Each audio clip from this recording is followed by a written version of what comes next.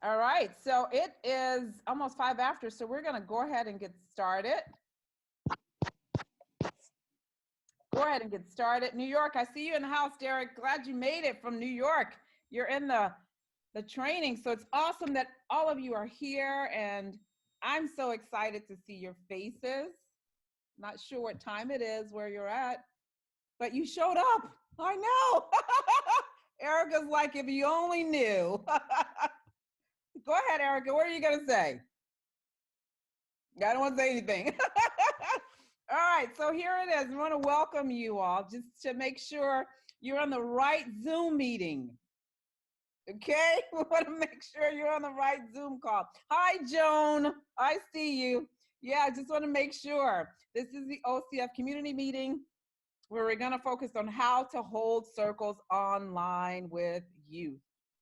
And so, just to be very clear on our purpose for our time together, we're really going to look at how we can support you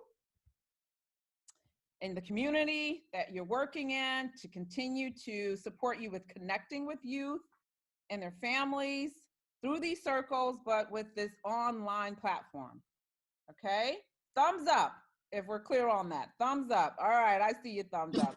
All right. So we're going to present topics that are specific to utilizing certain tools through Zoom, best practices for hosting our circles online, as well as adapting some of those activities for online usage. All right. I know, Darla, I see you. We're going to do all of this in 60 minutes. I know, I see your faces. 60 minutes, right? Yes, 60 minutes. We're going to do this in 60 minutes. So we'll go through that 60 minutes, and then we'll have a 30-minute Q&A. I just want to give you all a heads up. So we're going to mute you up front. You'll be muted up front, but please use the chat feature, which all of you are doing. If you want to chat something, some of the features we'll go over later on raising your hand if you want to say something as well, then you can unmute yourself or we'll unmute you as, so that give you a chance to say whatever you need to say. This meeting is being recorded. FYI, it's being recorded, okay? And then we'll talk a little bit later after we go through some of the content around the tools and the adaptation of the curricula.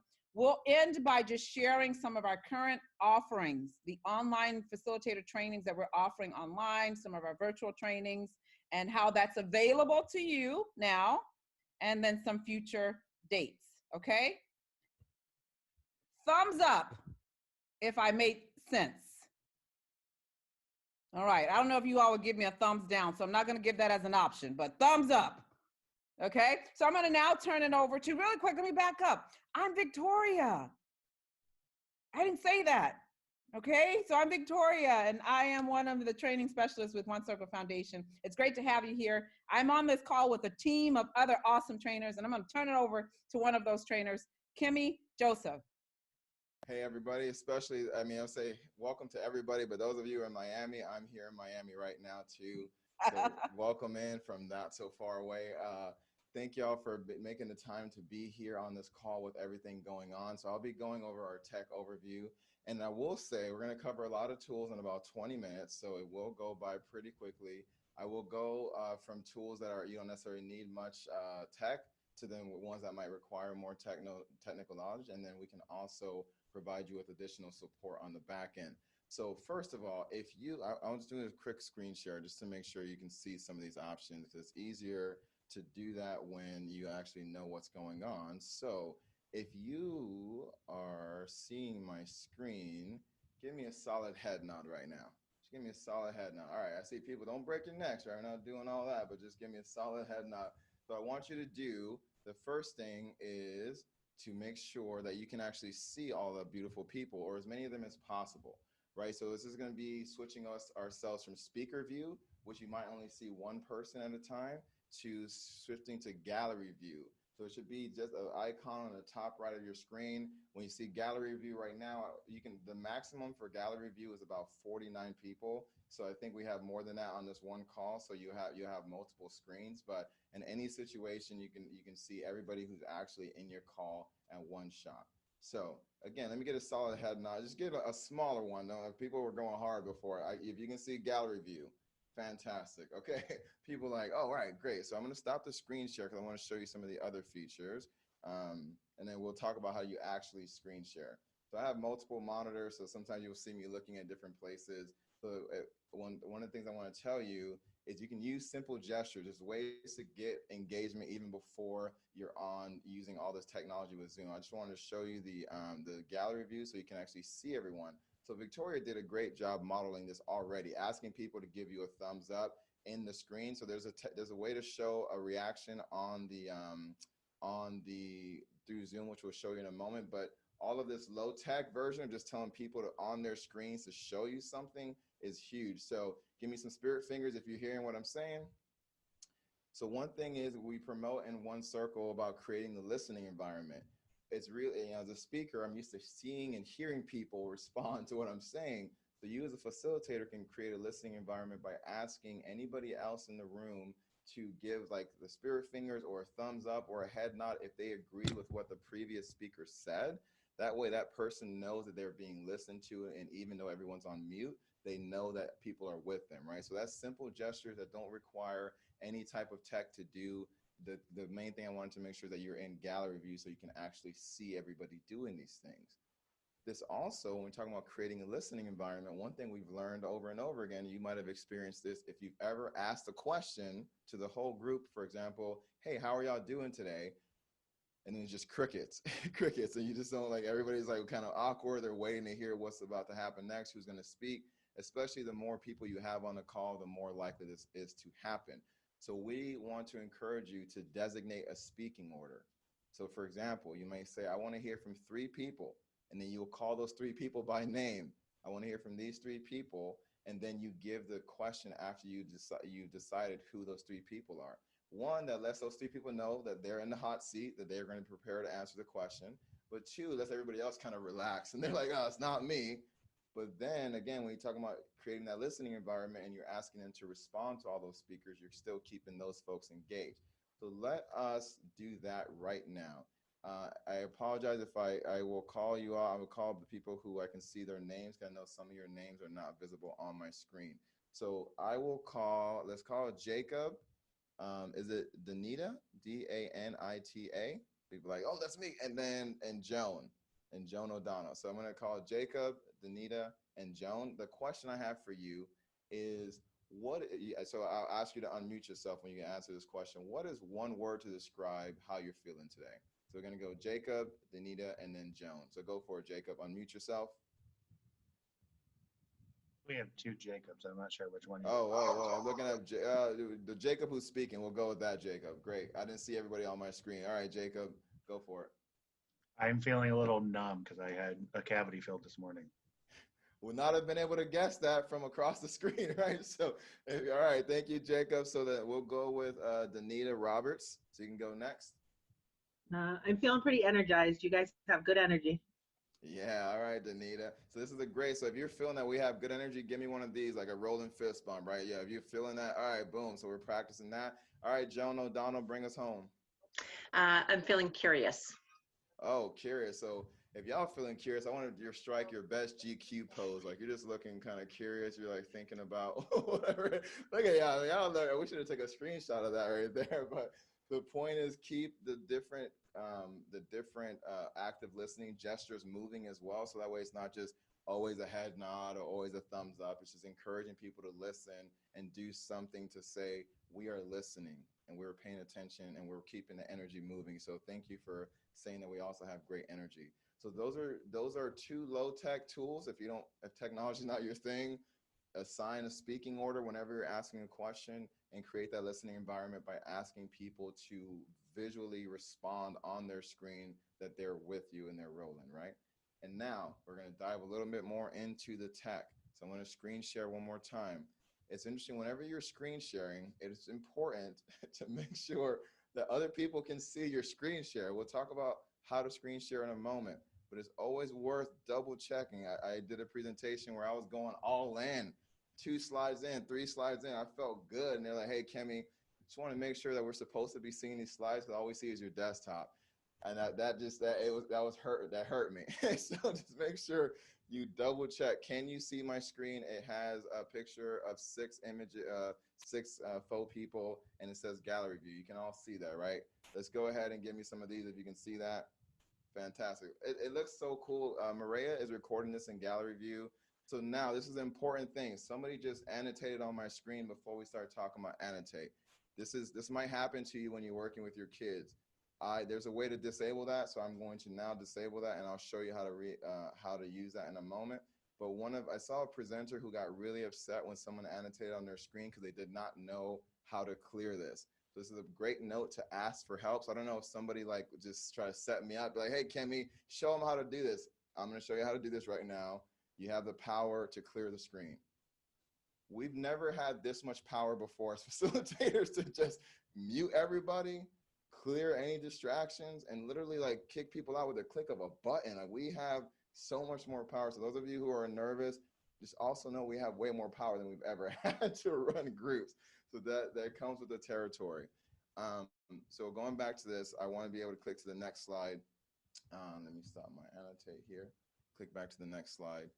And one thing we want to show you is at the bottom of all your screens, you should be able to see a chat feature. If you don't know, it's a little chat icon. Most of you have already been in the chat, but do me a favor, if you haven't already been using the chat, let's use this feature right now. So you'll see an icon at the bottom of your toolbar, and then it says chat. So once you click that chat, there will be a window that opens in the right side of your Zoom. It's like an extra window there. What I want you to do in the chat is type the word yay yay. Just type the word yay yay. I just want to see how you spell it. Just spell it however you spell it. I just want to make sure that we're represented, right? People are going nuts. All right, type the word yay yay. So now we're seeing, if you don't know where the chat is, raise your hand in the screen so we can see that, just to make sure. So it's worthwhile whenever you're giving instructions that you just double check, because sometimes you can go all in and keep moving and someone doesn't know where the chat is.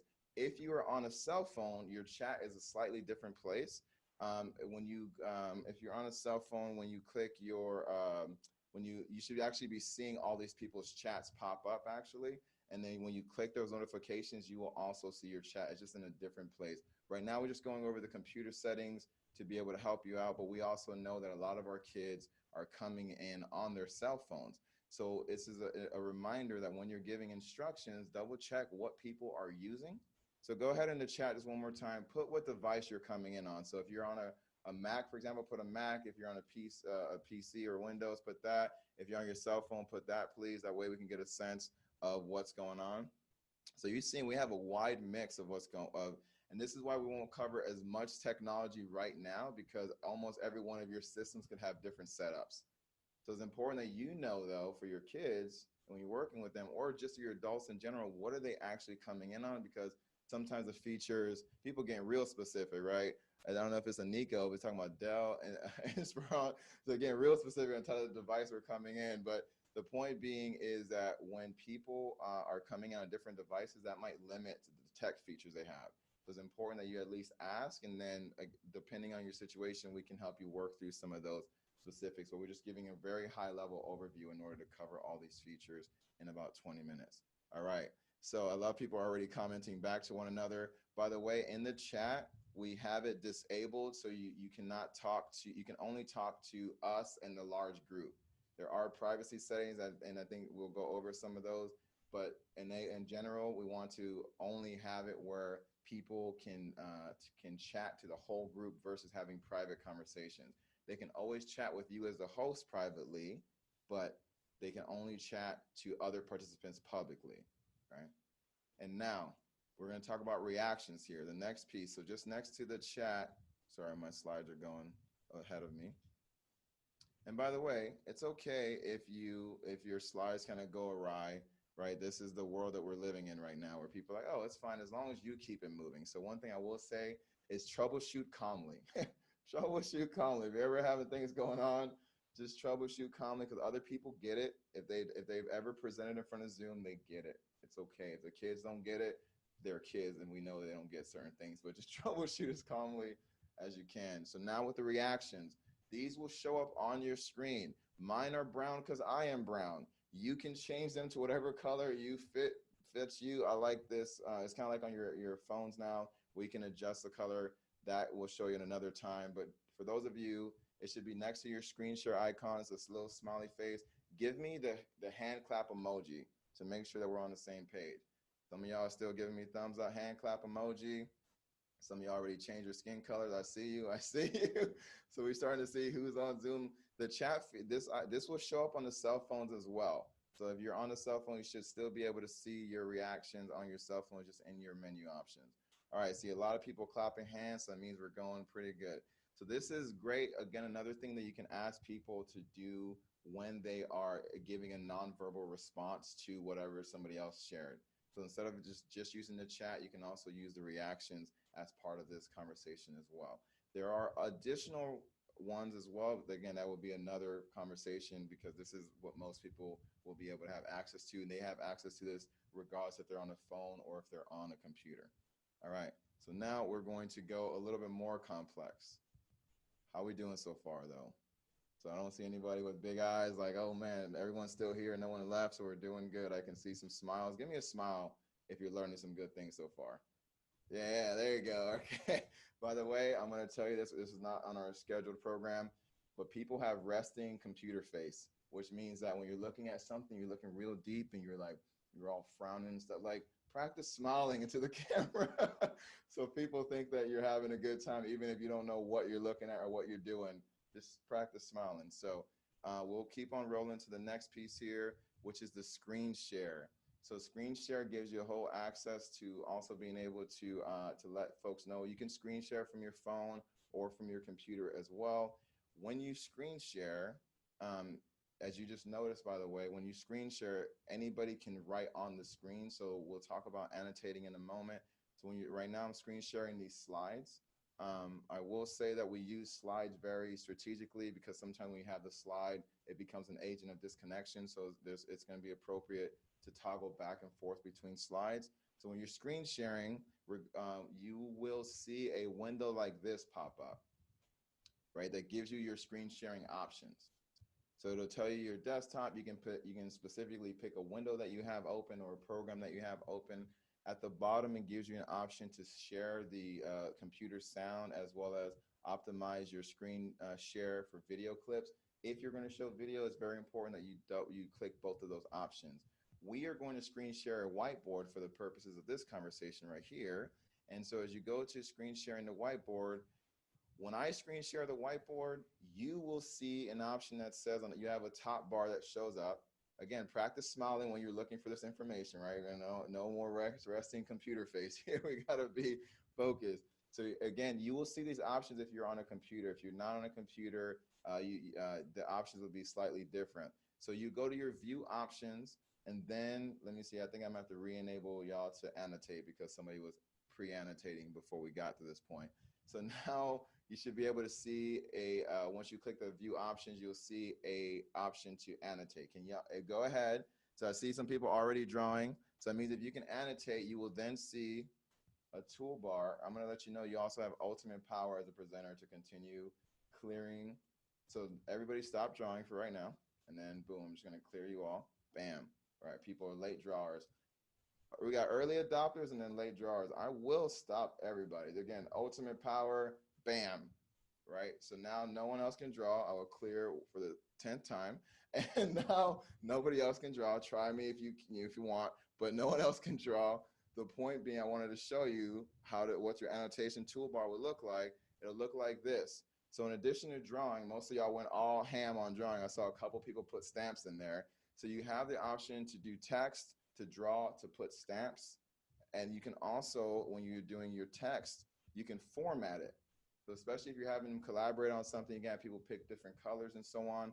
All right, so now, since y'all people ready to draw, I'm gonna challenge you to pick, I wanna challenge you real quick. This is what the stamps would look like. There's only 6 stamps, and they're already color-coded, so you can't really do much customization with the stamps. So what I'm gonna ask you to do here, this is what I told you about being able to clear the drawings. You will only see this as the host. For you as an individual, you will see the option to clear your own drawings. But as the host or whoever's sharing, you can actually clear everyone's drawings. So what I'm gonna ask you to do because y'all came in drawing. You came in hot with a drawing. I just want you to just briefly for a moment, think about a food, fruit, vegetable, whatever, a food that represents how you're feeling right now. And I just want you to draw it on the screen. I'm going to give you all the power to annotate again. You're welcome. All right, go ahead and draw and so I'm going to also practice doing this, which I will talk about in a moment, is also being able to play some music in the background. So I'm going to only give you 30 seconds to do this. Some people are already, hold on, let's see. Nope. Some people are already going in. I appreciate y'all. So you should still see my screen share. I see a lot of different foods on there. So I'm interested to find out about your diets when we get back here, but just go ahead and just draw for a moment so y'all people are getting all into it. All right, so now the music's playing. Look at that. So yeah, everyone's covering other people's drawings. But the point is, yeah, 10 seconds left.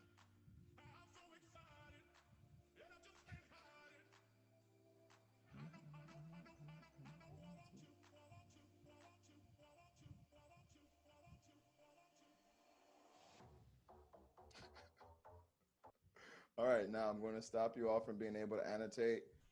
Boom. So I saw a bunch of different fruits and vegetables, ice cream. Some people started going on the side. They're like, all right, we can't draw on the white anymore.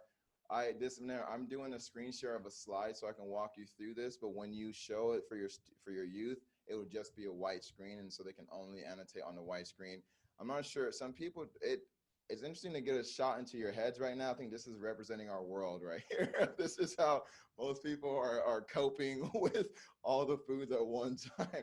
So the last thing is, I'll show you that you can actually, so this is important, is that when you're on a cell phone, depending on the actual version of Zoom you have, you may or may not be able to draw on the screen. So this is a thing that you can do for sure on your computer. You may not be able to do this on your phone. So some things to be keeping in mind, if a lot of your kids are coming on their phone, you may not use the drawing feature as much just because they may not be able to have access to it. So things that, again, I think these are going to be more situation specific. And then we'll talk about being able to play music in a moment. So I'm just looking at the chat and going with your questions that you're telling me. So now, for example, if I wanted to save this, right, just say I wanted to, you actually have the option to save your, so I'm going to actually click to the next screen so you can see this. So this is coming along with me because I'm screen sharing a slide. I'm going to clear this in a moment, but if we wanted to save this, you could actually save the screen share.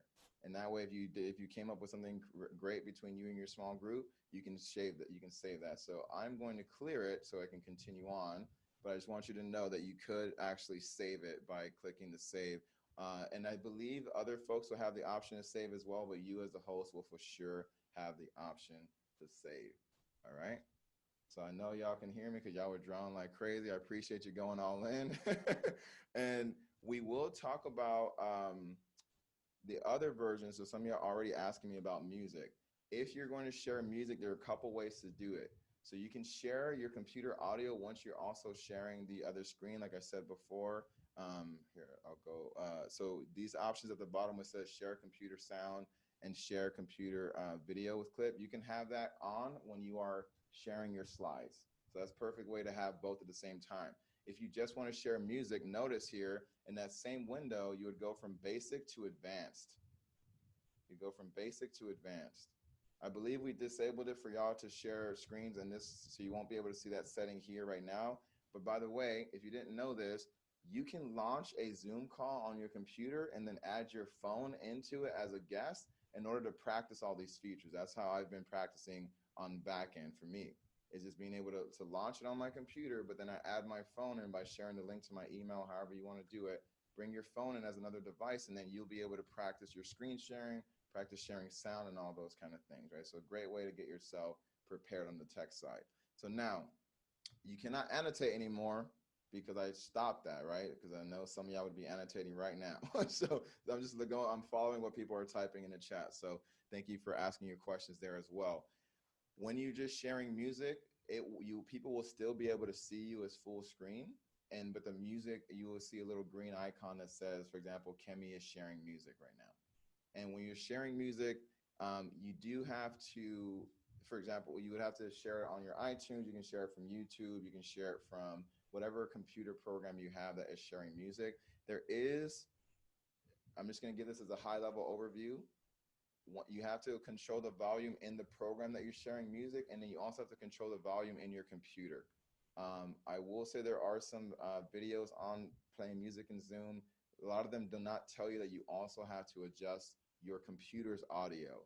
So this will be some practice for you to figure out what makes the most sense for you, but you will first start sharing it on this screen using the screen share icon at the bottom. Share music by going to the advanced menu in this icon, in this window. And then once you share the music, you then have to also adjust the sound in like iTunes as well as on your computer sound as a whole. I'm going to leave it at that for now, just because that can get complex depending on what computer you're on. But I'm seeing some of the questions. I'll ask you to also save some of the questions for Q&A. You don't have to use a microphone to also share music. You just have to balance between, because the music is actually coming through your system versus playing through your speakers. So when you screen share it like this, your music is actually coming through your computer versus being played to your speakers and then your microphone listening to it, right? If that just blew some of your minds, give me one of these. Some of y'all didn't even know this. So we might have to have a whole nother webinar just on that alone, because I've seen a lot of different versions of sharing music. But yes, you can talk while you're sharing music as long as you have the level set properly. So I'll continue on. You do not have to purchase Zoom to have all of these features. Zoom does have a free version that will limit you to a 40-minute meeting, but it will give you all of these features, all right? And so the last thing I'll say is that that end of the slideshow, I'll stop here. So now we're back.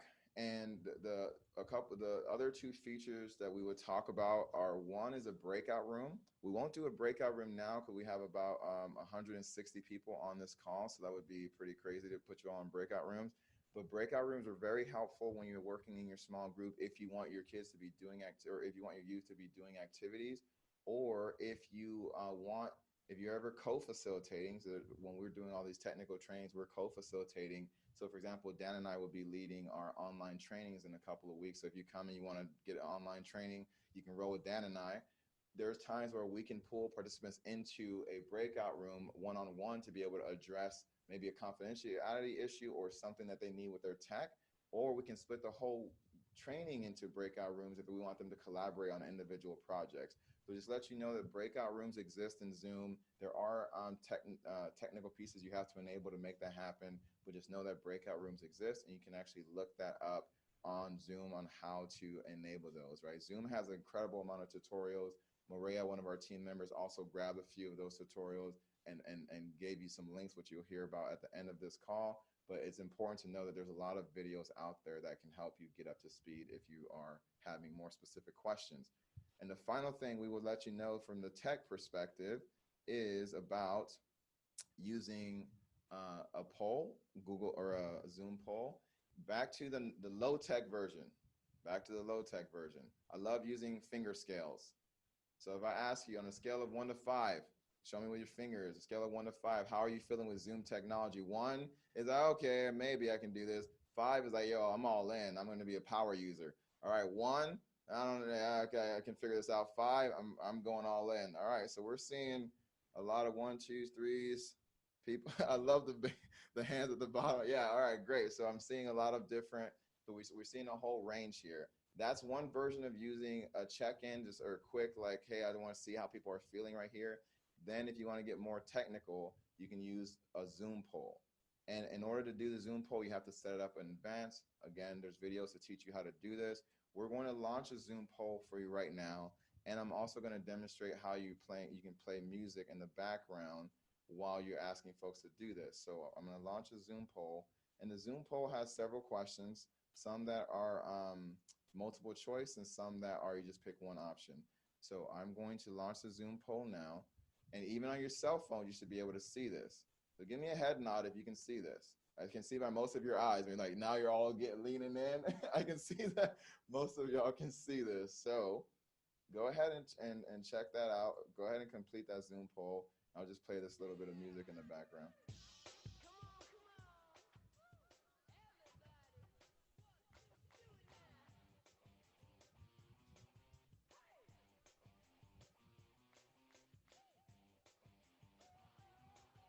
If you're on a Mac, you may need to scroll with 2 fingers when you're on your trackpad in order for the poll to actually go through all the questions.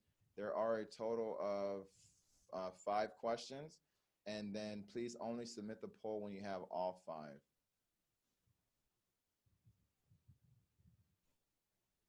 Oh, here, I'm gonna relaunch it. I had 12 of y'all vote. I'm gonna relaunch it. Like I said, I have too many screens, so I accidentally clicked it. So we'll just give you a minute there. If some of y'all are feeling frazzled, just listen to this song right here.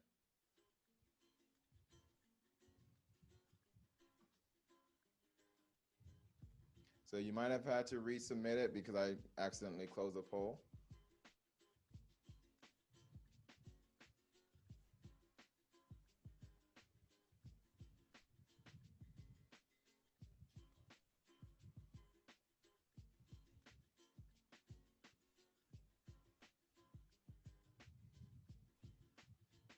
Remember to practice smiling while you're doing this poll. Like, oh yeah, I look good when I'm on the computer. Remember, you're on the screen.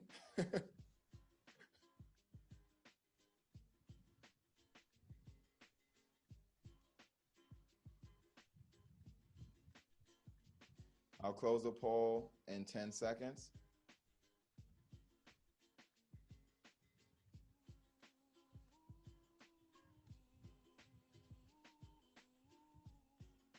All right, 3, 2, 1. So not everybody finished it, which is fine because we did it pretty quick just to show you. And then, so what you can do once you actually create a poll, you can actually share the results. So all of you are seeing the results, right? So you see how many people, for example, on question 1 are coming from different types of organizations. And then you also, so we have a lot of education, community-based organizations, as well as juvenile justice. And then you see on number 2, right? So you get a chance to see these and you can share, and we can have lighter questions, right? We wanted to gather some information from the folks who are on the call right now. But you can have them answer all different types of questions, give them multiple choice, single choice questions, and then be able to review some of the input. And so this is a great way to also help to check in with your youth and just to get a sense of how they're doing as you're taking them through the journey of your circle. So those are the tools. There's a lot in there. We'll have this replay back online too, so you can watch this later on. At least we're recording it, so I'm assuming it'll be hosted somewhere, but we'll have that there. And I will leave some of the questions to the Q&A so we can keep this piece on track. But I believe that is everything for this text section, and I will pass it to Dan to continue moving us forward. Nice. Thanks, Kimmy. Good morning, good afternoon, wherever you are in the world. It is super good to see everybody, some faces that I know and some faces that I don't know. My name is Dan Bland. I am not in Miami. I am in Connecticut, and it's pretty cool here too. I want to thank Kimmy for kind of showing us and walking us through some of the really cool features here in Zoom. Some of you may be familiar with them, and some of these features may be new to you. But Zoom is a really cool platform that allows us to connect to our communities and to our young people while we are still socially distanced, right? And so it's awesome to be able to think about the possibilities, especially when it comes to running circles, right, with our young people. And for some of us, we're probably missing that interaction. We're missing being able to see our young people, to talk to them, to hear what's going on, to be able to provide resources that we know that they desperately need. And so, we've been working with OCF to really say, like, how do we, mobilize this? How do we package this? How do we put this in a place to where all of our amazing facilitators across the country can use this to be able to still connect, right? And when we talk about, and when we start thinking about connecting with our young people, one of the questions that often comes to mind and that we've gotten as well is, how do we manage confidentiality, right? And so if we're going to bring everybody together on a virtual platform, which is really different, it's much more different than it would be if we were all in one room behind a closed door, right? So if we're going to be on a virtual platform and we're going to be talking to our young people and we're going to be talking about, their successes and their joys during this time, but we're also going to be talking about their challenges, how do we manage confidentiality? And so I wanted to just kind of take a few moments to talk to you all about some things that you could think about and some tips and tools that you could use to hopefully help you all manage confidentiality. And so in order to kind of help us, if I see some people are taking notes, I'm going to break this down into really two thoughts. And the first thought is, how do we manage confidentiality while using a platform like Zoom? And most of these things you'll be able to do regardless of the platform. We know that some people are choosing not to use Zoom. Some of you may be using Microsoft Teams or Google Hangouts or whatever you're using, but a lot of these things are transferable across platforms. So the first thing that I would definitely suggest, if you are going to be running council circles, if you're going to be running circles with the girls, if you're just going to be checking in with you, that you use passwords on your meetings.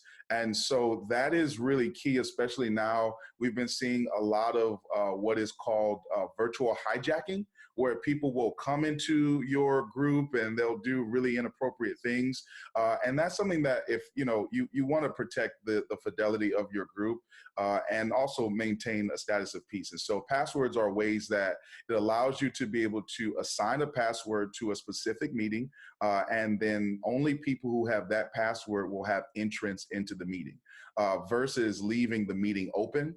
I will say it is a lot easier to just leave the meeting open and not worry about the passwords, but the security of it means so much more to go that extra step to just put the password in. And so the cool thing about Zoom is that if you set a password in Zoom, you can actually send a one-click link that has the password in it. So it makes it easier for your participants on their end, so they don't have to enter in a meeting ID and a password, which we know for kids can get super confusing and may cause a barrier, right? And so the easiest thing to do is to select a password, and when you are inviting guests, include that password in your one-click link, and boom, done. It takes them right to where you're going to be at. Another thing that I would suggest, in addition to passwords, is enabling a waiting room. And so for some of you that were early to the call today, you would have noticed that before we joined you to the large room, you were placed in a waiting room before the call started. Waiting rooms are super cool. And what we did is we disabled the waiting room after the meeting started just because of the share number. But what a waiting room does is it allows everybody who enters into your Zoom meeting to be in a holding room, and allows the host only to have the option to admit people. And so you can literally determine who's able to come into your conversation with or without a password and who is not able to come in. And so that's a really cool feature, especially like if you're going to be meeting with a young person before the group starts and you don't want people to be able to just like hop in on that conversation. Waiting rooms are going to be your friend. It also allows you to screen whoever's going to be coming in. So sometimes people accidentally get the wrong, meeting, or they kind of, all kinds of weird things happen. And so it does give you as a host the power to be able to screen all that comes in so that you know everybody that's there. So waiting rooms are cool. Also, Kimmy talked about it, but screen sharing is a cool feature because it allows us to be able to share documents. It allows us to be able to share PowerPoints. It allows other young people to be able to share things that they're working on. But there may be times where we do not want our young people to screen share, right? Or where we do not want our young people to annotate while we're talking about a subject matter. And so being able to have that option to disable screen sharing is something that's important. So as a facilitator, you may want to choose to disable screen sharing unless you're going to be doing an activity that requires other people to screen share. So what that means is that as a facilitator and as a host, you can still screen share, but young people will not be able to screen share during your meeting. And that may be something that you want to look into, especially if you have a younger group or a rambunctious group that may want to experiment while you all are gathering. So you may want to be considerate of that in terms of screen sharing for the participant. Also, group chat. And so the group chat feature is like really cool because it allows you to get really cool responses without breaking the flow of your personal conversation as a facilitator and a host. And so there are certain ways that you can set up your group chat. So you can set it up to where everyone can chat to each other in a large group, but then they can also send private messages to each other and private messages to you as a facilitator. Or you can set it up to where they can only chat within the large group or send a private message to you as a facilitator. And so if I was doing this with my boys, the way I would set it up is I would prefer for my boys to only be able to chat in a large group or one-on-one with me, because it's kind of like having side conversations in our regular group, right? And so that can become very distracting, and just the possibility and the option of that could really sidetrack your group. And so that is something that you may want to go into the settings of Zoom and look at ahead of time to be able to determine how do you want people to be able to interact. There may be some people on here that says, it's not a big deal for me. And so if it's not, then it's something that you wouldn't have to be worried about. But for me as a facilitator, I would definitely like to be able to limit distractions, especially with my young people, to improve their productivity and their engagement during that. Also, so those are some things to consider in terms of using a platform like Zoom or a Google Hangouts platform or something like that to host your group. But now let's talk about how do we establish baselines of confidentiality with our young people, right? So what do our young people need to know? What do they need to be able to do? And what do we need to be able to communicate to them to make sure that as we are meeting with everyone, as we're connecting with everyone, that we are providing a space that is confidential, a space that is safe, an environment that does inspire trust and sharing. And so here are some things that we can do during the circle, and some things that we can communicate to our young people, and some things that we should just consider when it comes to confidentiality when actually running our circles. One, we want to determine ahead of time the number of youth that we feel comfortable hosting online. And so, how many people are actually going to be in this circle? And one thing that you do want to consider is that with virtual platforms, you can have a tendency to want to go bigger because it seems so easy to have more people. But the more people, the more challenges, especially technical challenges and things like that, to manage.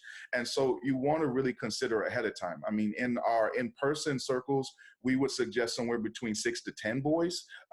Virtually, I'd probably suggest somewhere between 5 and 8. In terms of that. It doesn't mean that you can't go bigger or can't go smaller, but you want to give yourself the option. And also, if this is your first time running a Zoom group, the smaller the group, the better for you as a facilitator until you get comfortable. And the more comfortable you become, right, the larger you can make your group. And so that's something to consider in terms of group size. Another thing that we should consider is how we're going to develop our online agreements. And so agreements become the foundation of how we establish the culture of our community.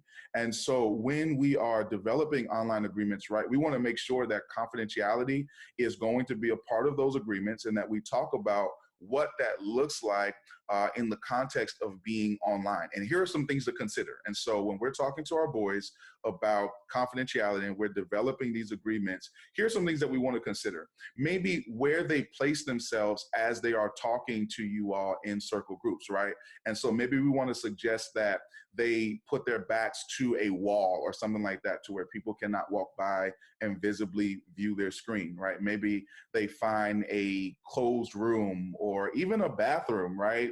A closet or something like that, where other people won't be able to hear audibly or verbally their conversations. And so those are things that we may want to look at considering. Also, asking participants when they get on the call to just acknowledge, hey, who's in your space right now? Who is in earshot or who is in eyeshot of the screen, just so that we know, so that there may be things that we want to be careful of saying or not saying if we know that you're in a room with 5 other people who can hear everything that we're saying. And so don't be afraid to ask the boys or the girls to, just say, hey, who's with you right now? Just kind of, want to check in, just want to know who could possibly hear our conversation while we're together today, right?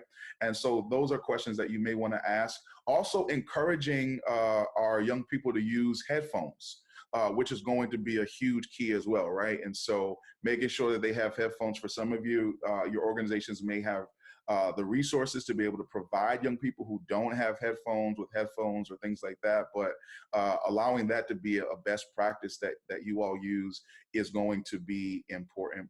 Also, how do we develop an environment where young people do feel comfortable sharing if they're in a situation where they cannot audibly say things because there are people in their home who may be able to hear them? And so this is where chat becomes really important, because what we can do is we can encourage our people sometimes to, if you don't feel comfortable saying something audibly because someone in your home might be able to hear you, or someone in someone else's home might be able to hear you, put it in the chat, right? Put it in the chat.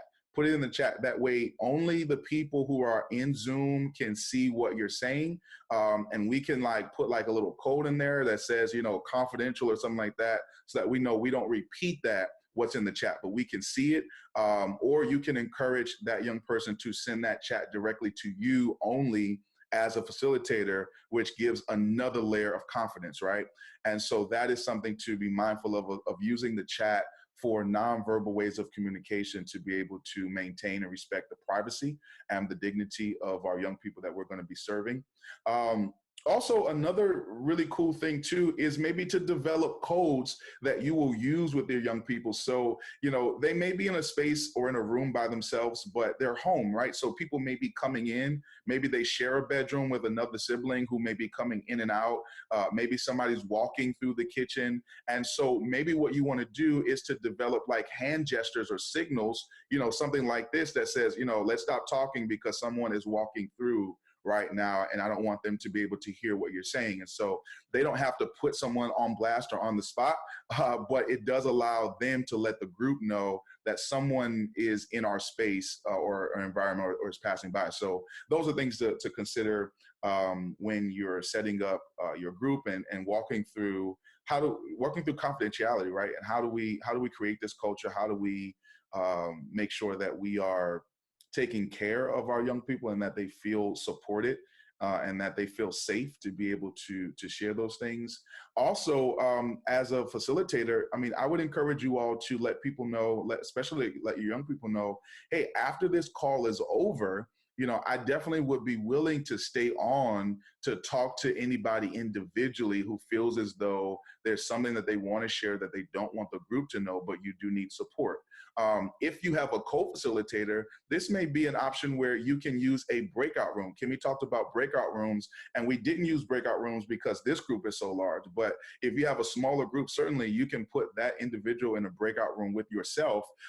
Don't leave the other kids by themselves. But if you have a co-facilitator, this might be a cool option for someone to go one-on-one to meet with a specific need or crisis that is at hand. So those are some things that we wanted you to be able to consider as it relates to developing spaces of confidentiality and developing a culture of trust, which, anyway you go, we have to embrace the fact that technology has its benefits, but it also has its challenges as well, right? And so some of this will be rolling with the challenges that come up. There may be certain situations that we're not even thinking about that may present themselves, and we may have to we may just have to figure it out as we go. But these are some best practices that will help you hopefully eliminate some of the barriers and increase engagement with your young people. Some people, I'm seeing the faces and they're like, I'm trying to remember all of this. How am I going to remember this? What did Dan just say? Good news for you. We have actually developed a best practices document, which is online that you all can access and download to be able to use to help you as you're setting up groups. And so to get you all familiar with our website and also with those documents, I want to pass it over to my neighbor here in the north, Doreen Thompson, to take us through our website. She's going to show us some really cool things that we've added for people who are using virtual circles during this time. Thanks, Dan. Thanks for going through all of the confidentiality. Part of us, we at One Circle feel very strongly about supporting you. And the fact that we have 172 people online that want to learn how to do this with their kids is really amazing for me. So for you to do that, we want to be able to make things as easy as possible for you. So just a little wave. Has anybody been to our website? Little wave if you've been to our website. So I see a few people. So what I'm going to do is I'm going to use one of the tools that Kimmy talked about earlier, and I'm going to share my screen with you. And again, be transparent. Who's old school here? That's all right, because I'm old school. I'm old school and I learned how to do this. So this is something that's achievable for all of you. So I'm going to share my screen and I'm going to pull up our website.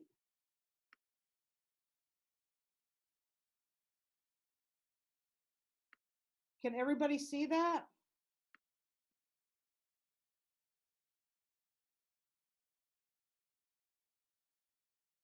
Hang on.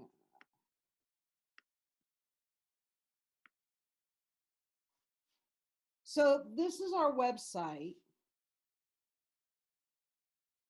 And if you go into the top right-hand corner, there is virtual solutions.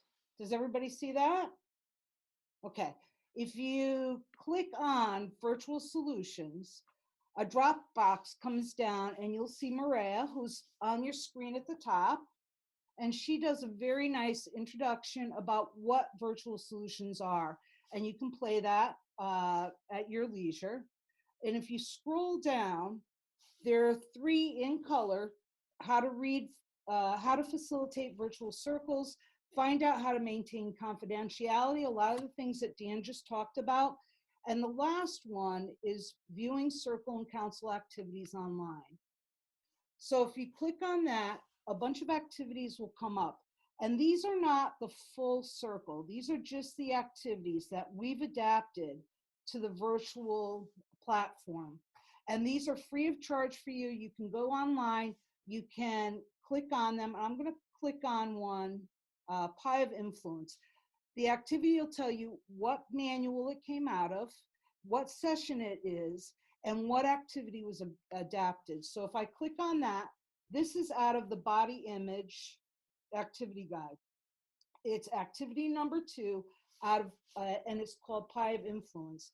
And it lists everything that you need to let the kids know what supplies the kids will need, and the topic and the activity, and how to do the activity online with the kids. Now, understanding that most of your kids, and because I'm low tech, understanding most of your kids are going to be using a phone and they won't have access to a lot of the different features that you can get on a computer. We've made these very low tech so that even if the kids are using a phone, they can participate in this activity.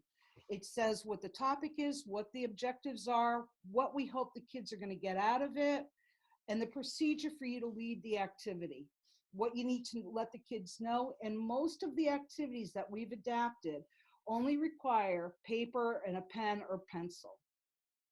So the other thing, we've done some with Boys Council, we've done some with Girls Circle, and then tomorrow we're going to start uploading. We're merging in some from the mother and daughter curricula, so that those of you that are working with families will also have some of these resources.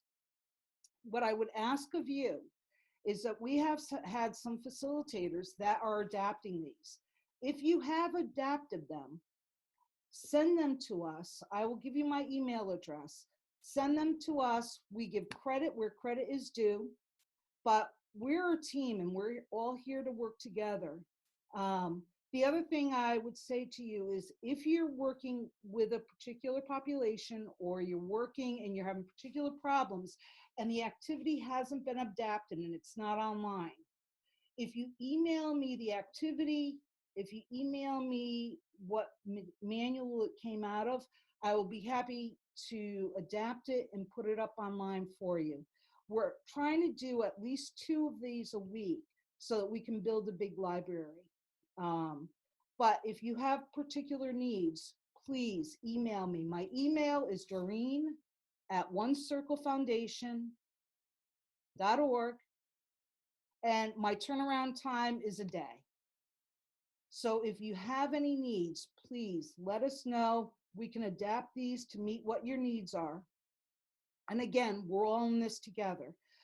For you to support the kids, we as at One Circle need to support you. So you need to let us know what you need from us, because we're here for you just as you're there for the kids. And with that, I'm going to turn it over to Maria. Wave, Maria. Hey, everybody. Thank you, Doreen. Hi, my name is Morea Dickinson. I'm the account manager at One Circle Foundation. And so I book our trainings around the country and also run our social media. And I'm here to just talk to you about our trainings real quick. When this pandemic made itself known, we at One Circle Foundation, all of the team you're seeing here today, went into major action to meet the circumstances and have been working to adapt our in-person trainings to an online platform, specifically the Girls Circle Facilitator Training and the Council for Boys and Young Men Facilitator Training. And the day is here. We're ready to go. So each of these trainings is now going to be 3 days. So it's less screen time in a day than our in-person, which was 2 days. So it's 3 days, 4.5 to 5 hours each day, and they're held on Zoom. They are live trainings with 1 to 2 trainers leading the experience. They're highly interactive. They're absolutely comparable to our in-person trainings. And the super big news of the day is that the very first Council for Boys and Young Men online facilitator training is now officially booked. It is live and ready to go. It's up on our website right now. We just put it up there yesterday afternoon. We're now taking registrations, but with a very limited space because this is a really interactive and engaging training experience. We're keeping it, as of right now, down to 16 people. This first training for the council is happening on June 15, 16, and 17th. Our trainers are the amazing Kemi and Dan, who you've met today. And the cost is the same as our in-person trainings. $370 includes the council facilitator manual along with the training. So I did share about this on Facebook yesterday afternoon, but we have not sent a big message out to our entire database. We just wanted to let you all in the webinar know about it first. So if any of you know that you want to go, now would be your time to try and go get registered right on the website where Doreen took you, onecirclefoundation.org. Click the training tab, and there's all of our trainings. You'll see the council online training in June. At noon Pacific, so in 2 hours, our mass email blast will go out to all of our customers. So yeah, get registered in the next couple hours if you know you want to go. And also, and the Girls Circle Facilitator Training, that'll be coming very soon too, within the next month. We're rolling out the council first, Girls Circle's coming shortly after. And in general, we just want to make sure you know that we're here for you. You can reach out to us anytime by going to that contact page on our website. It's got our phone number and email address to reach us, but also we're really active on our social media accounts, so you can follow us and engage with us on Facebook and Instagram at One Circle Foundation. And on Twitter, we're at One Circle USA. And also you can sign up to be on our email list on the website too. We send a couple emails out a month. And I think that's it for me for now. We hope to see you in our trainings, and it's really nice to be here in this space.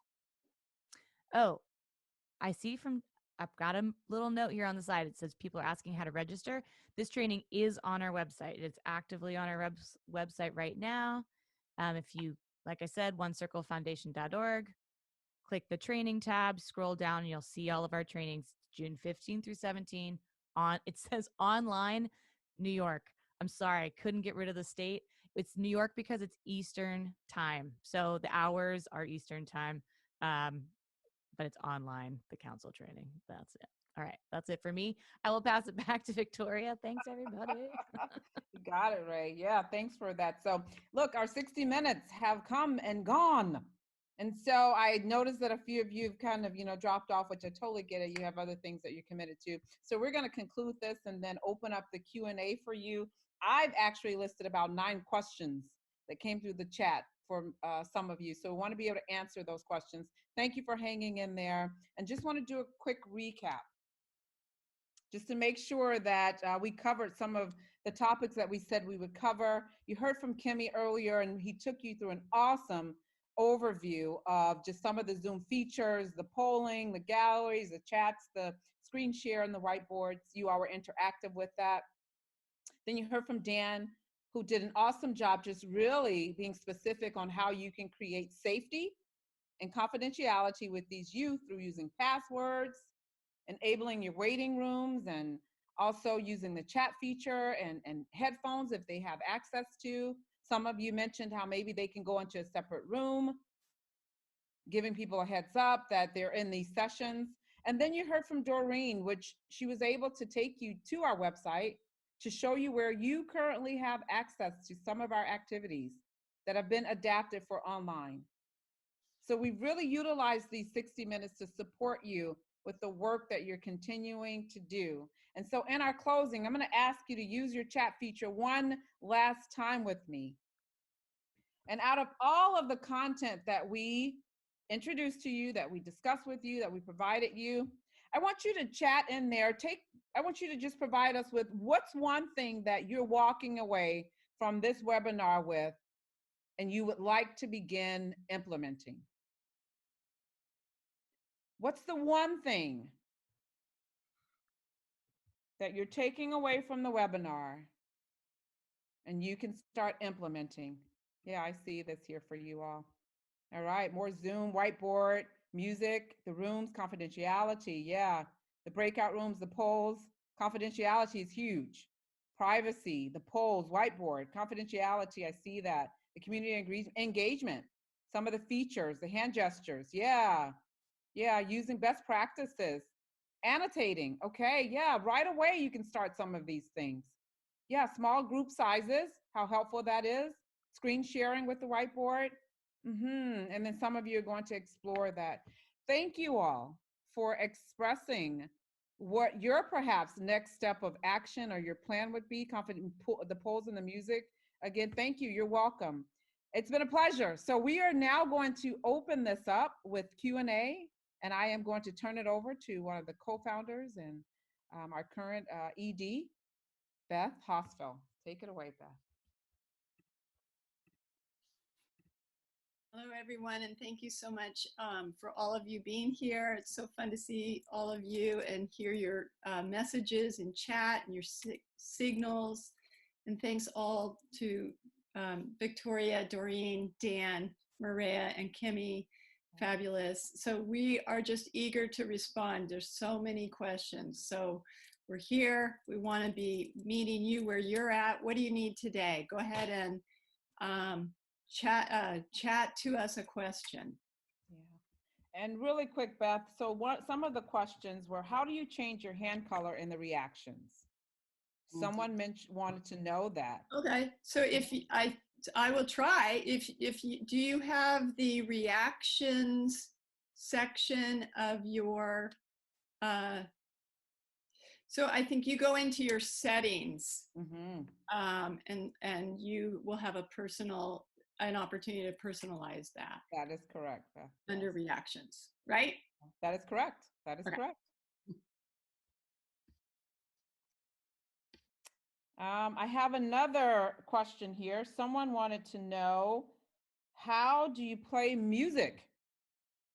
Kimmy was jamming with all the music. So how do you play the music?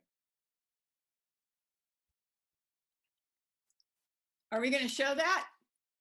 Do we want to show that? I got to cue up some music here.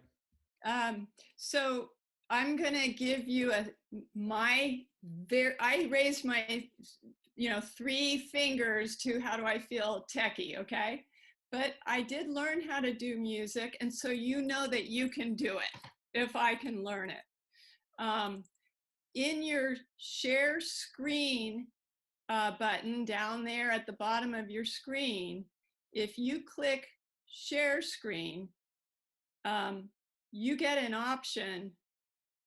You get a white sort of screen that shows up. Does everybody see that? It might be if it's yes, some of you do. It might be if it's the host or not. And just as you look at that, at the very bottom of that white screen, on the bottom left, it says share computer sound. How many people can see that? Nice. I'm seeing heads nod, thumbs up. Great. So you want to click that because that's really important. And then also on your computer ahead of time, you also want to have your music sharing program on, if it's YouTube or it's iTunes or it's Spotify or whatever you listen to. So you want to have that ready. So then when you share your screen and you click that share sound on your computer, then on that screen will come up that music sharing program, and you have that queued up to what you want to share, and you click it. I want to ask Maria if you want to add to that or clarify anything on that response. You know what, Beth? I'm gonna name it and claim it. I was chatting with Pat at our main office, who's getting calls about our training from people in the webinar. Awesome. I'm sorry. I didn't mean to put you on the spot. No worries. Were you So still Beth, talking about really music stuff? quick, Beth and Ray. So when you share your screen on here, and once you go to your screen sharing, you just need to make sure that you clicked in two places, which to optimize. I can't do that now because someone. So you want to click on two. There's two check boxes there. Make sure, Darla's shaking her head like, yeah, it's true, Darla. There's two check boxes that are there. You want to make sure that you check those two boxes at the bottom of that screen. So if you're using an Apple Music, whatever you're using, you just want to make sure, or YouTube, you just want to make sure your music is queued up. Okay? And then you can run it for, but what's important is that you've checked those two boxes at the bottom, which will allow your music to play. You also want to be able to manage the volume in two places. You can manage it from your device, whatever device you're using, and then you also want to manage it from whatever music platform that you're using, iTunes, whatever. You just want to manage that because it can at times project a little bit louder than you would want it to on the screen.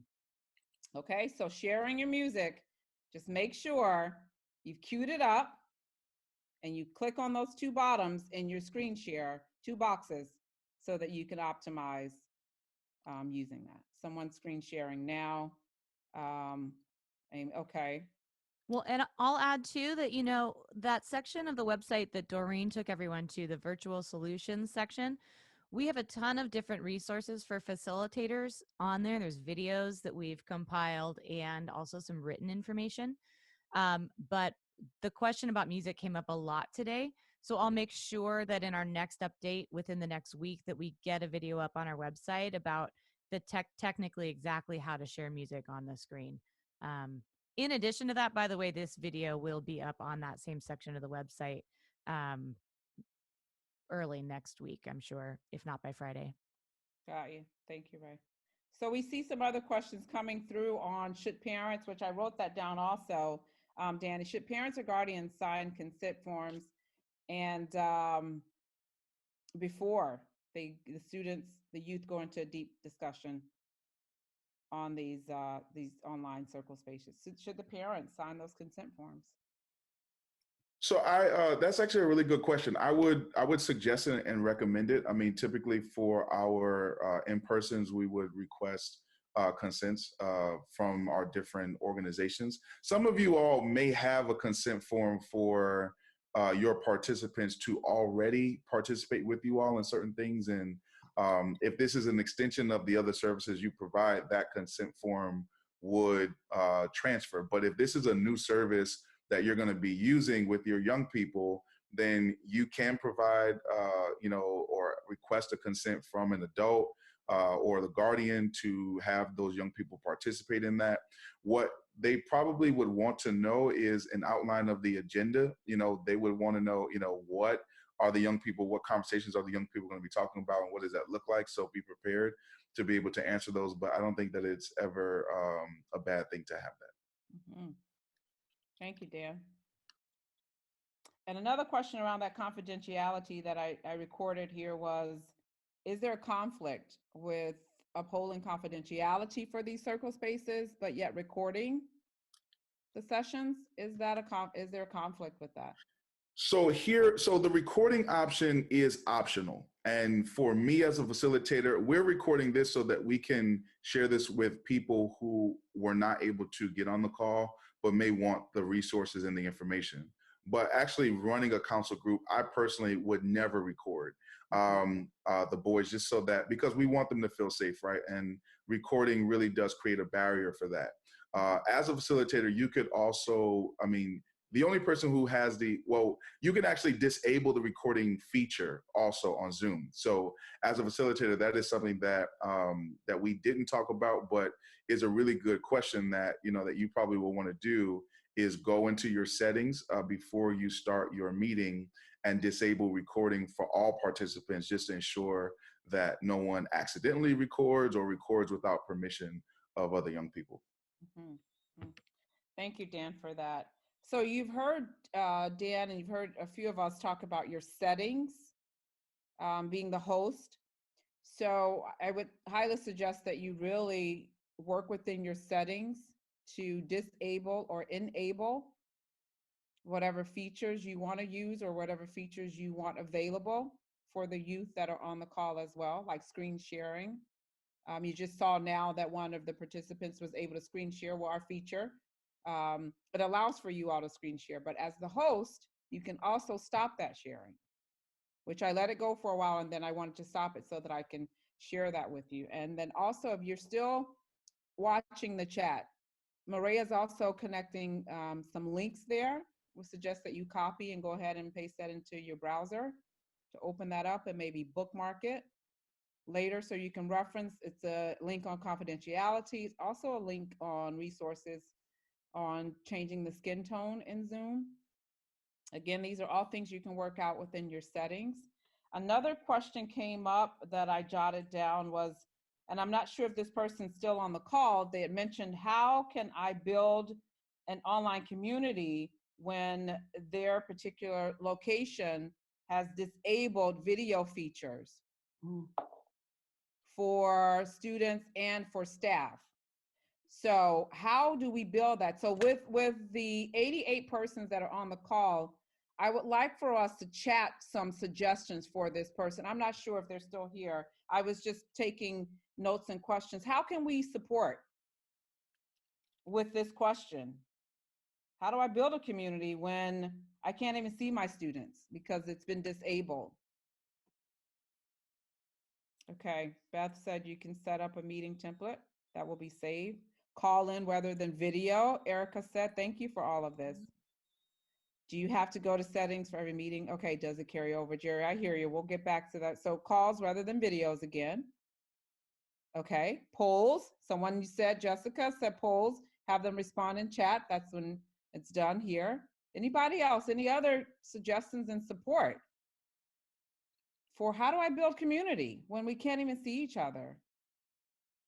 Sure, Beth, I will repeat the question. So the question was, and again, I'm not sure if the person's on the call, I hope they are, how can I build community when I cannot see my students? Video, I just put here, the video option has been disabled for staff and students in our district.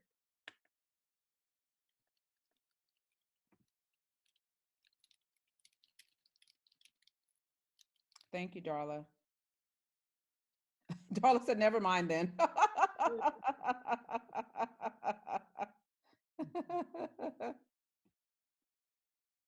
Okay, Beth, kids use text groups all the time. They do, and they stay connected, right? We're always texting, Beth. All right, Jessica again said, have them do something independently, like watch a video, come back and chat about it in chat. Yeah, can you still use the picture feature? That's great. Yeah, great question, Darla. Can they still have their stop video and just have their image of their face on there? These are great options. Again, I hope the person's still on the call. Okay, house party app on phone. All right. Okay. I am Meave, do you want to speak a little bit more about that? I'm not familiar with it. I would love to hear if you don't mind unmuting yourself, that suggestion about the House Party app on phone? Sure. So Thank you. I've been using House app with some of my 8th graders. It allows for several individuals to get on a call at once. You know, FaceTime or whatever only allows so many. So it's been a really good way because not all the girls have the ability to get on the laptop or even have a device. So the phone has been a really good way. They just really need access to Wi-Fi. And then what I like about that is when I'm not on and our social worker's not on with them, you kind of get a notification that they're on together. So we're building the communication for them because they were not talking before after the whole pandemic started. So, you know, if that's an option, I would strongly recommend the House Party app. It's been a great way to stay connected and have the girls continue talking without necessarily us. Thank you, Me. That's awesome. Thank you for sharing that. You know, Me, even to add to your suggestion about the House Party app, Kim also provided the GroupMe app. Yeah, so Kim, can you unmute really quick and just share your experience? Eve has shared hers, which it sounds it's working with even the social workers and keeping everyone connected there. Yeah, so we've been using the GroupMe app as it's a chat. And so we post different challenges. We've actually even played games on that app as well too. So like, you know, like she mentioned, because it's on the phone, even if they don't have a tablet or laptop, it works really good. And they love texting. So it's a great opportunity to get the text. Yeah, thank you for that, Kim. And then we have A Medea here that says you can also create a video. You can be fun and upload it on YouTube and send them the link and have them just connect in that way. And then someone else said just again how youth prefer texting. Erica was saying that. And then Darla again, Google Duo is easy to use. Darla, do you want to unmute and tell us a little bit more about that, especially with Androids? It can be used with Androids and iPhones. Yeah, so we started using it when we totally got shut down and were unable. We work in juvenile justice, so we were unable to go into the community and see our kids. We were just asking them to upload the app, and I give maybe a 1 for the tech savvy, and it was super easy to use. And we have Androids for work phones, and a lot of kids have iPhones, and it works back and forth. So it was easy to use, you know, just like the other ones. It was easy, and it's free, so. Thank you for that, Darla. So Google Duo, GroupMe app, and then House Party. And then here's a question that Danny mentioned, you know, let's say if Zoom bombing occurs during your session, what strategy do you use to address and restore the group? Great question. Show of hands, who's experienced a Zoom bombing in some of the work that you're doing? Okay, let's talk about this a little bit. Beth, do you want to speak to that? I see your comment here in chat. Want to give you a chance if you want to give voice to it. Yeah, I mean, my mind goes to 2 things. One is preventions. So we can do a lot to prevent that, especially like Dan talked about passwords, first of all, and secondly, use the admit room. So those are security features that really help protect that group from unwanted people having access. I also know that after all of that stuff was happening, Zoom as a company was really charged to get it together and do more higher level securities that can prevent more hacking. And I've read a little bit about how they've actually done a good job with that now. I cannot vouch for that. And so I want to say, even the very best preventions, as we know, in whatever thing, if something ever did happen like that, and which maybe some of you have experienced somewhere, our own strategy usually when something unexpected happens and unwanted happens is to stop whatever we're doing, acknowledge what happened, and kind of pivot to kind of first of all, see if we can restart our Zoom call, you know, so that we can protect ourselves, but just to acknowledge it and see how people are feeling and what their reactions are, and talk a little bit about that and do our best to kind of rebound from it. Certainly if some really graphic, horrible stuff showed up, we'd probably want to be available to people after the call too, for one-on-ones or follow-up conversation. If some people kind of roll with stuff and laugh, and other people it's really very upsetting for them. So we'd want to address that too and be available for people afterwards too. And maybe somebody else has a thought about this or has had some experience to share. I can't see everybody, but you could chat if you have a comment and you want to say something. Yeah. Thank you, Beth, for that. Jacob has a comment just to support anyone that's on the call, and perhaps you'll be hosting a Zoom session. Jacob just wanted to remind you as a host some of the features, and very kind of similar to what Kimmy was sharing. Jacob, do you want to speak to it a little bit? Okay, go ahead. Sure.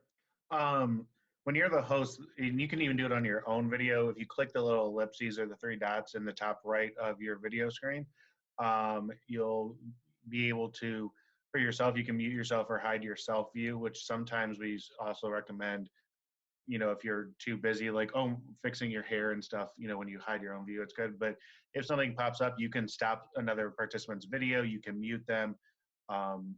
I've had it where kids don't turn their video on right away, so then you can actually ask them to turn the video on. It'll get a little prompt for them to turn the video on. You can kick them out. You can remove them completely. You can bump them back to the waiting room or things like that. So if anything, Zoom bombing would happen, you know, is the quickest way to take care of it. Just, you know, click on them and remove them and get them out. Yeah, thanks for that, Jacob. Thank you. And then Meave just added to, if you're interested in using that House Party app, she just also added an additional security feature that you can lock the conversation so that no one can enter without permission. There is also a way in Zoom to do that as well. Once you have all your participants in, you can lock the room so nobody else can. That's correct. Thank you, Jacob. And it's usually that lock that's at the top, but yeah, you're right. Thank you, Jacob. Thank you, Meave. You're welcome, Simone. Any other questions? I think that's about all that I captured here.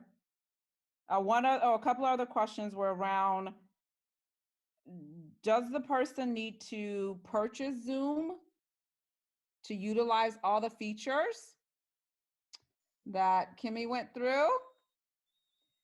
And also just making sure, just to clarify how to access Annotate. So the answer to that, let's chat really quick. What's the answer? Chat your answer to help this person out. Chat your answer.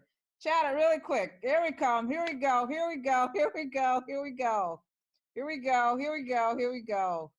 Here we go. And the answer is no. You do not. Here we go. All right. There you go, Jacob. It's true. That's the difference. You get that additional time with purchasing, and then an increase in participant numbers as well. Free first 40 minutes. Yep, you got it. You got it. Plus, Victoria, I would love to quickly add that I know because of the pandemic, Zoom right now, if you're in education, and also I believe if you're in a nonprofit, they are temporarily removing the 40-minute limit with the free option. So if you search it, if you specifically search Zoom for educators or Zoom for nonprofits, an ad will pop up giving you access to make an account that will be the full version of it if you're paying for the pro, but it's for free. I don't know how long that's going to last, but that's still happening right now. Yeah. Thank you, Ray, for adding that information. If you look in the chat, you and Erica, great minds think alike. Erica, do you want to unmute and say anything more about that you might have different? Okay, Erica, I will not call you again, I promise.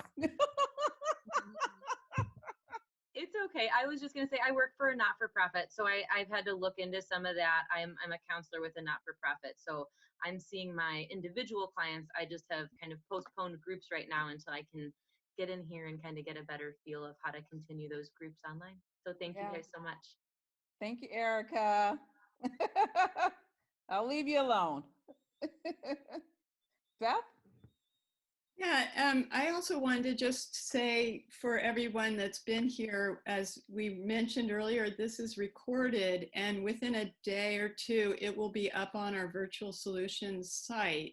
So you can refer to this again, or you can share it with others. Additionally, we've had a small meeting like this, but as a community circle with facilitators like you.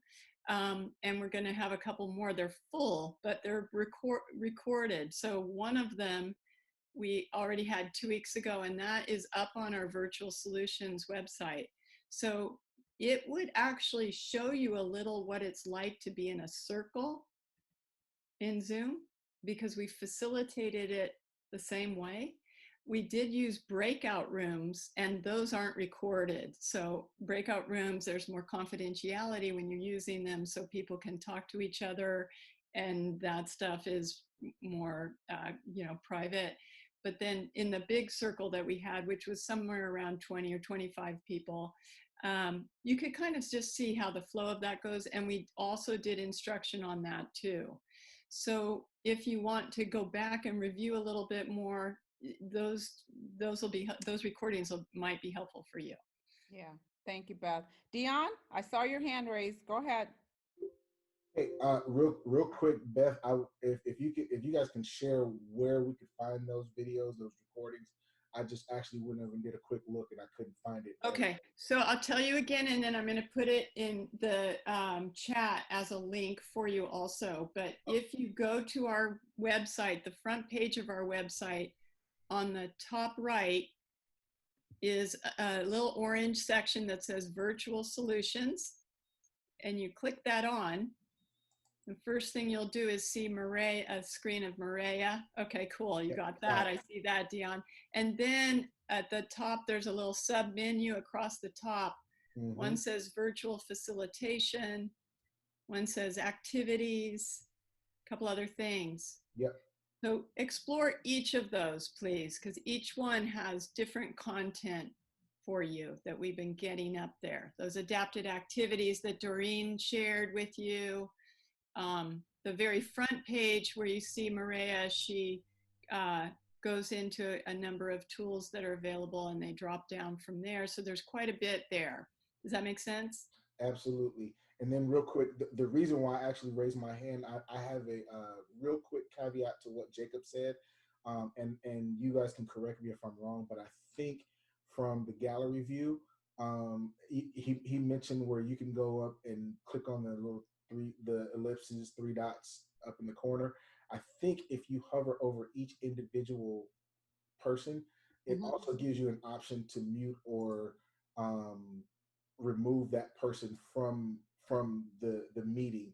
So if you can identify where that issue is coming from, rather than having to go over and scroll in the participants, in that list of participants, you can just go ahead and click them right there on the gallery view and remove them from that point. Thank you, Dion. Yeah, Thank thank you you. for adding that. Thank you. Yeah. Are there any other questions?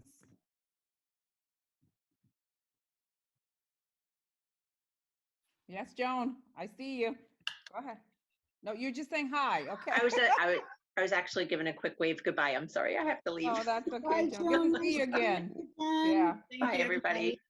Well, Yeah. All right, some questions in here. I think they're coming through. how do we set up a poll? Mhm. Should I talk about that? Yeah, go ahead, Beth. Okay, a number of you have asked about polls. When you set up a meeting, you schedule a meeting in Zoom, you go down the list of questions it has for you for setting it up. When is it? How long will it be? Do you want the password protection? And at the bottom of that, at the very bottom, there's a question, do you want to add a poll? And if you say yes, you click yes, and then it pops up with, do you want multiple choice or some other type? And then it just gives you the spaces, the fields, and you can set up the poll. Does that make sense? And it's really nice. I mean, I did it. I've done it like 3 times. You can do 3 questions. You could do 1 question. You could do 5. Something just to engage or have fun. But you do have to set it up when you're setting up the meeting. And then when you're in the meeting, if you have a poll, you'll have an option as the host to launch the poll when you want to launch it.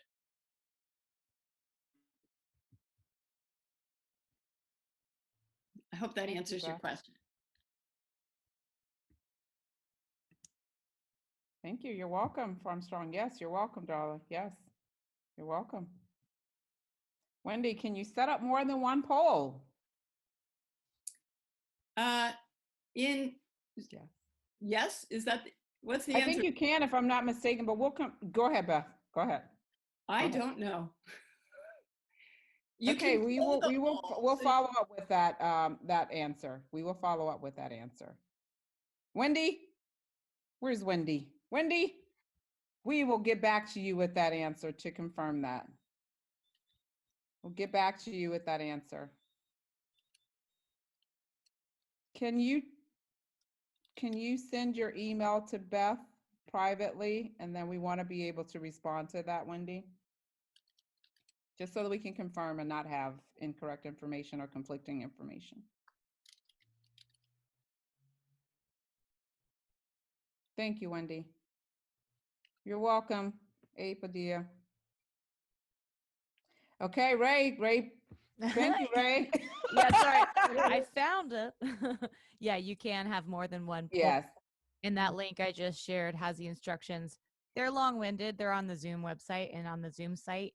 Their instructional pieces are very in-depth, so you've got to be like up for that. That's why we've been kind of putting a lot of more succinct videos on our website, because it's a little easier than navigating the Zoom page. But if you scroll way down, this link I just gave you, right to the bottom, it does say you can add more polls by just repeating. Oh gosh, you got to read them all. Repeating step 2. Sorry. Check it out. In creating a poll, there are instructions on this list, but maybe we'll try and add that to our site too, a little more succinct piece about how to do that. Ray. Yeah. You're on it. On it. Blue bonnet. On it. All right. There's a link that's there that supports you with actually creating more than 1 poll. All right. Copy it. Go ahead and put it in your browser and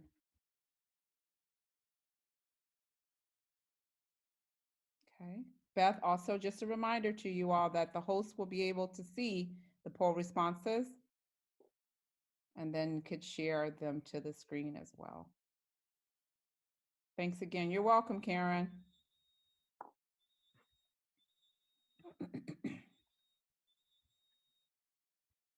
Any other questions?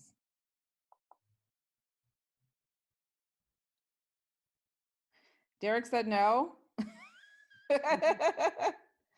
All right, Ivan's iPad arrived a bit late. Hopefully this is redundant. Wondering, as a host, is it best to use a desktop with webcam?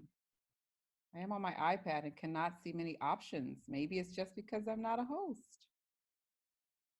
What do we say about that? Remember what Kimmy shared in the beginning? He asked us to send which device are we from? And can someone, let's talk about that. Let's support Evan's question. Who remembers that? You can unmute yourself. Darla, limited access. That's right, on cell phones. All right, anybody else? Remember Kimmy kind of shared that? He asked you all, chat in there. Where are you? What device are you using? You're welcome, Dion. Take care.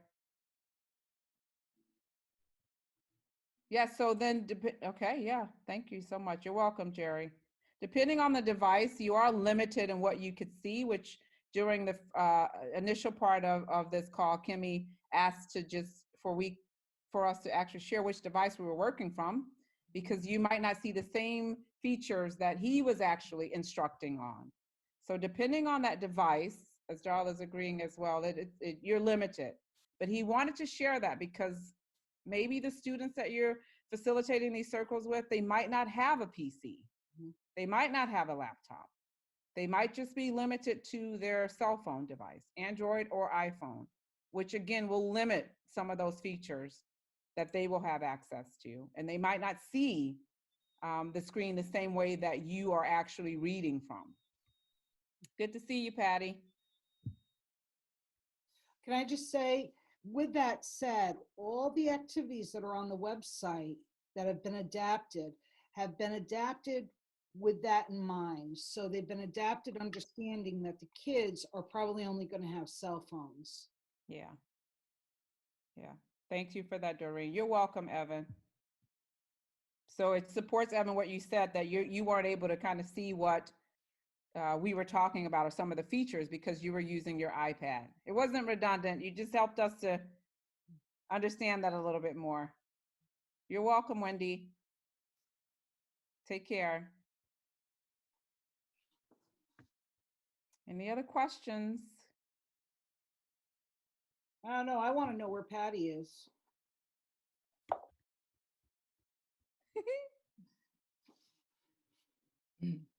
Where are you? You're getting all that sun, Patty. You got to unmute. She's not muted. Maybe the audio is not coming in. Can you chat?